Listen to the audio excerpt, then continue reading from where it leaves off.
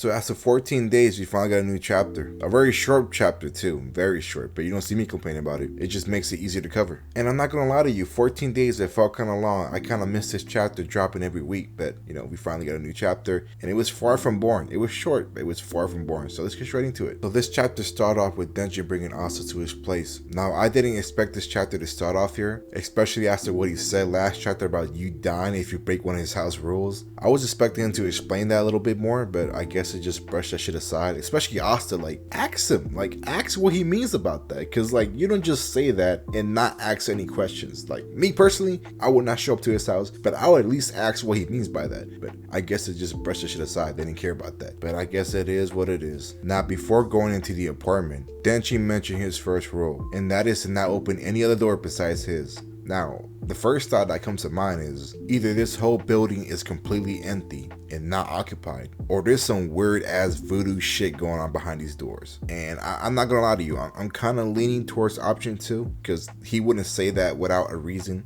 So I don't know, I'm kind of leaning towards some voodoo shit, but you know, we just gotta find out. I love Asa's reaction. She's like, this common sense, why would I open other people's doors? Like, don't be ridiculous. I mean, that is common sense though. Like, any average person would not open another person's door. I mean, you don't need to tell anybody that. Once they enter the apartment, I was pretty surprised. I mean, look at it. It looks pretty decent. Looks kind of clean. I mean, I was expecting a whole mess everywhere, but my son is really out here maturing, bro. He's growing up so fast.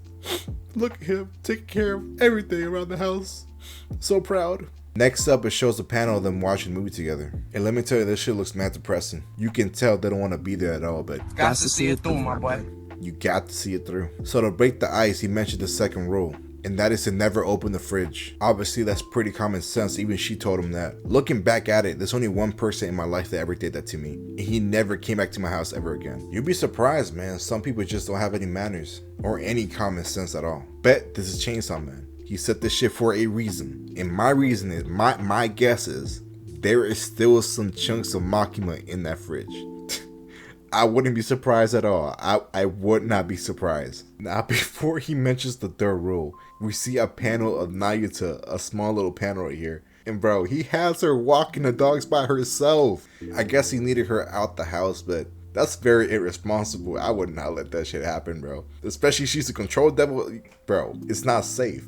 But whatever. But I guess it is what it is. So for the third rule, this man said, you can't make out with me in front of her. And I don't know, why would you even say that, bro?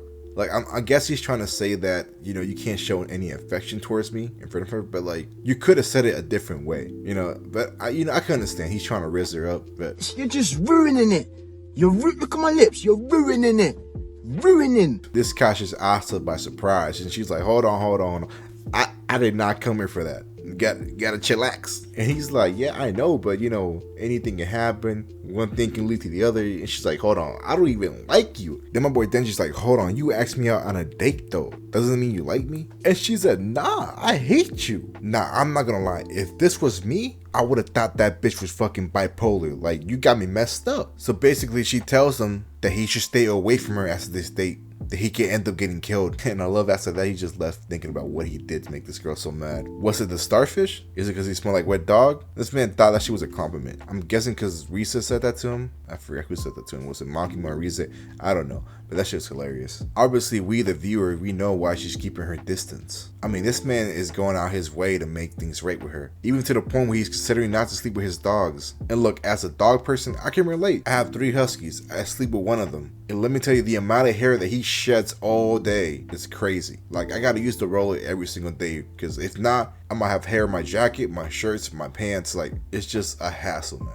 But he doesn't smell bad though. That's the one thing about huskies, they don't smell bad. Obviously, if you don't shower them, they're gonna smell, but typically you can go like a whole month without showering them. But I am aware that other people don't like to be around people who have dog hair all over them, so I am considerate, so I don't sleep with my dogs that much. And then in the next panel, you can see that's exactly what he's trying to do as well. He's trying to ask her, yo, do you think dogs smell? And before we can get an answer from her, we cut from this panel. And I'm like, oh no.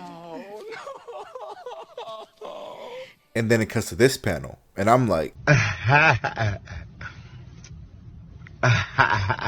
not gonna lie to you, that boy really is a victim. Like, he cannot catch a break, but beggars can't be choosers, man. And before York can do something else to him, Guess who pulls up? Guess who pulls up, bro? And bro, in this panel, they got her look like Makima Jr. Like, look at that. You can't tell me. Like, that's crazy. And bro, it was on sight. Like, she put out her chain.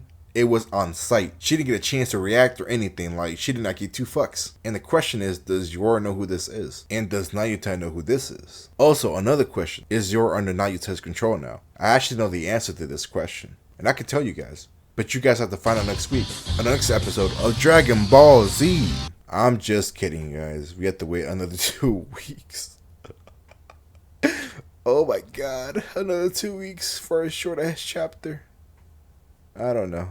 That's crazy, but I guess. Also, I forgot to tell you guys, look at this cool little detail right here with these plants. You can see Denji's plant right here. He's maintaining his plant pretty good. You can see Nayuta's plant. How it's so close to him, which, you know, pretty much symbolizes that she's pretty close to Denji. And she doesn't really take good care of her plant. Which you can cut that down to her being a kid or her not knowing the value of life yet. So, that's pretty cool. And also this little fart chart right here, which is gross but cute at the same time. So, it's pretty cute. Gross, but pretty cute at the same time.